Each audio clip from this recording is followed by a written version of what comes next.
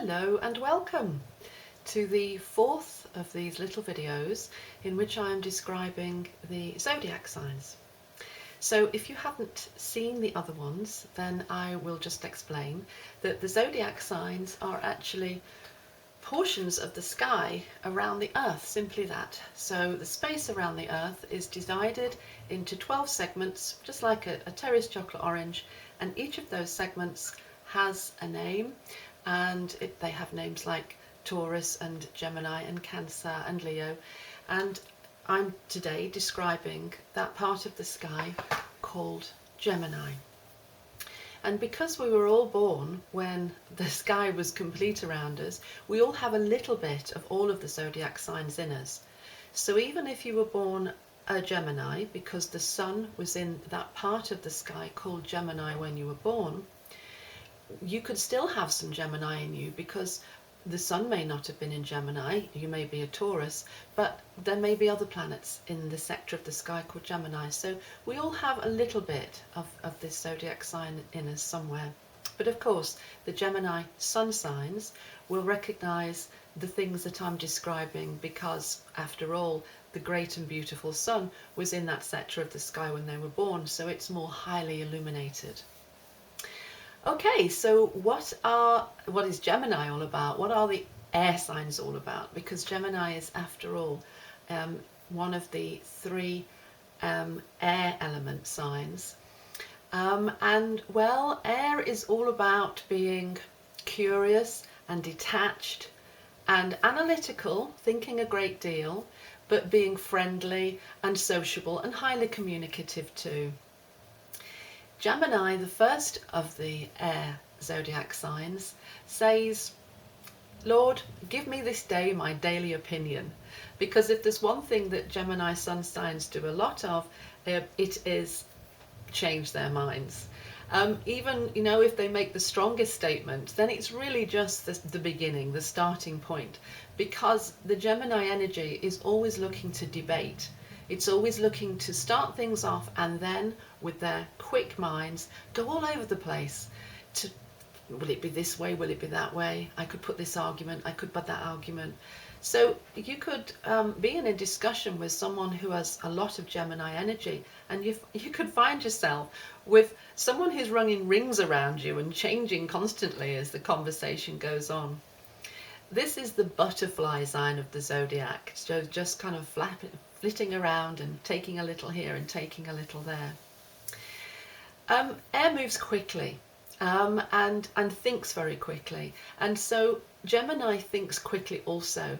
This is a socially skilled sign. Gemini energy usually has lots of friends, and they're very friendly and they are very gregarious because they're so curious about people. They like to keep them around. So Geminis like to talk and engage you and be friendly and flirty, because if they do that, then you stick around, and then they get to be curious and consider and think about what makes you tick. Geminis like to look into people and go, what's making that person tick? There's a great deal of curiosity, but probably very little emotional attachment, because Geminis, like all the air signs, like to flitter around, but don't like to get bogged down or heavily mired in one particular detail. This is not a fixed energy. This is an energy that says, I'm going to be up and around, and I get way too bored if I hang around and spend too long in one position. So they talk for pleasure. And with Gemini, no idea is fixed. Everything is just changing, like a chameleon, really. So you get lots of different ways of seeing things. Gemini minds see things in a different light all the time. They're never in one place and then staying in that one place. So could it be said then that if a Gemini sees things from both sides, that they always see both sides of the argument? Could it be said that, well, they're a little disloyal? Could they seem unprincipled? I guess so, but Geminis don't intend it to be this way. They find themselves in trouble for this a lot, actually. And it's like they're always getting caught with their finger in the honey jar. It's like, if something goes wrong, everybody looks around and the Gemini gets the blame. But that's because they're always the one who was so curious they got involved with it, but never meant any bad intent. It's just like, okay, why is everybody blaming me now? When it comes to physical pain or to getting into arguments, the Gemini energy is a coward. Gemini Sun signs don't want to get in arguments. They run a mile from anything that is aggressive. They can't stand violence or horrible scenes of blood and gore. It's just not Gemini's way. That's way too heavy. So they keep things light and bright. They are clever, but they gather information which actually doesn't have much meaning as far as they're concerned. They gather loads, but does any of it mean anything? Not really. They don't like to think about it too much. They have loads of books.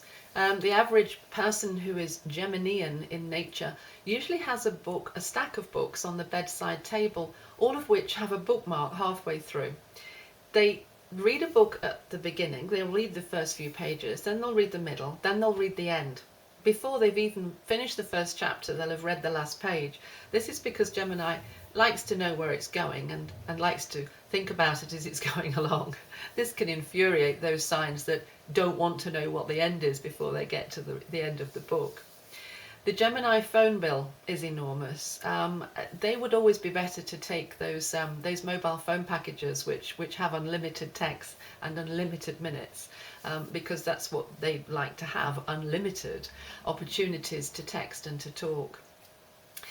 Emotions can be a difficult field for the Gemini mind because they don't handle emotions very well. They don't understand them really. They'd much rather just be involved with fun. And so when it comes to emotions and relationships, this can be an area that is a bit fraught for Geminis. In actual fact, their disability to get engaged with emotions can mean that even when they do want to have an emotional engagement with someone, they don't know how to ask for it because they're not used to asking for it. So Geminis can be wanting to have a hug or wanting to have a very sensual or emotional moment briefly, but they don't know how to ask for it. So they expect their partners to kind of pick this up by osmosis or something. And if their partners don't pick it up, then they can be huffy with them. Well, you should have known I'd want a hug. Every time the partner asks for a hug, the Gemini goes, get away, I haven't got time. But apart from this, who wouldn't want a Gemini around? I mean, after all, you know, they're the life and soul of the party. They're always there to have that conversation with you at 2 o'clock in the morning while you're sobbing down the phone. They're fun to be with. They're great to take on holidays. The Gemini energy makes us all a little more carefree, makes us all a little more gregarious and social, and makes us all, well, Peter Pans and Wendy's. This is a sign that doesn't want to be too heavy, but it believes in magical fairy tales and whimsical things forever. There we go. I hope you enjoyed that brief soiree, if you like, into the Gemini energy.